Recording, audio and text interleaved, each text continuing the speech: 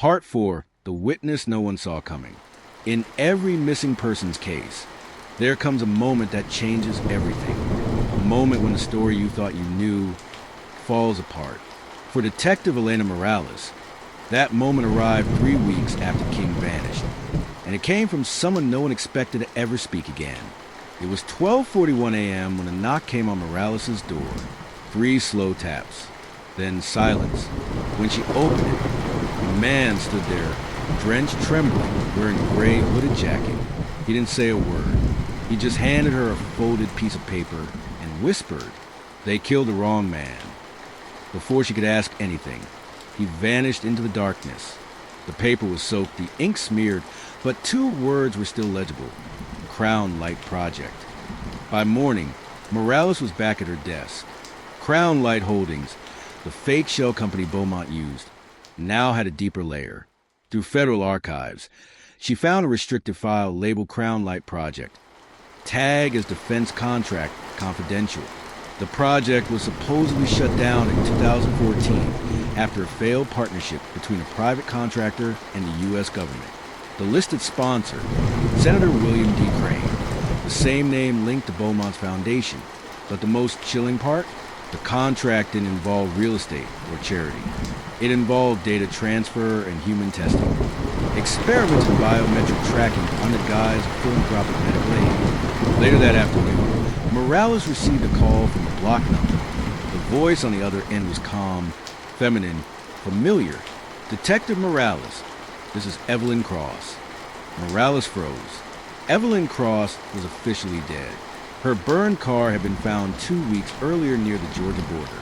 "You need to stop looking at Charles Beaumont," Evelyn continued. "He's not missing. He's being used." Morales pressed for details, but Evelyn cut her off. "Meet me tonight. Alone.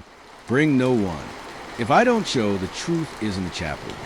Then the line went dead. At midnight, Morales drove to St. Augustine's Chapel, an abandoned church outside Asheville. Thunder rolled overhead, lightning flashing through broken stained glass windows.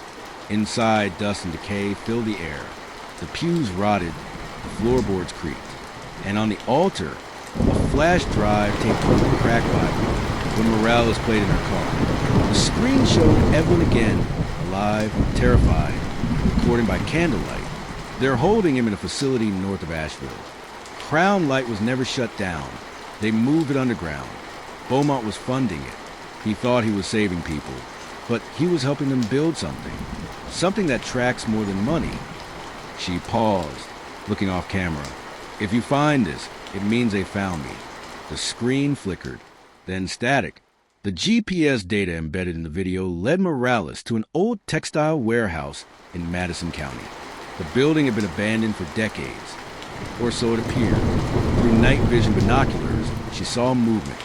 Armed guards, security cameras, unmarked vehicles.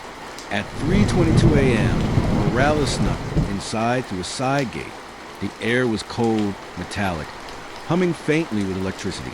In a locked office, she found dozens of black file boxes labeled initials, CD, EC, JD, and dozens more. Each contained photos, surveillance logs, and fingerprint cards. Charles Beaumont wasn't just missing, he was cataloged. At the far end of the warehouse, Morales found a steel door with a biometric scanner. She used a severed ID card from a fallen guard. The light blinked green. Behind the door was a staircase descending underground. The air grew heavier with each step, and then she saw it. Rows of pods, glass chambers humming faintly, each containing data drives, medical tubes, and what looked like human silhouettes frozen inside. One chamber was cracked open. Inside was a man's torn suit jacket, a gold cufflink engraved with a crown. Charles Beaumont's cufflink. A metallic clang echoed behind her. Morales spun around. A figure lunged in the shadows. They fought violently, knocking over equipment. She managed to rip off his mask. It was Detective Howard, her own partner. "You shouldn't have come here. You were supposed to handle files. You think this is about one man? This is national. You can't stop it." Before he could finish, gunshots erupted. Howard fell instantly. Morales turned to see federal agents storming the room. shouting for her to drop her weapon.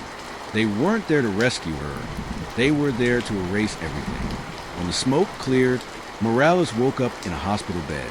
Her badge was suspended. Her files were gone. No one mentioned Crown Light, Evelyn Cross, or Charles Beaumont ever again.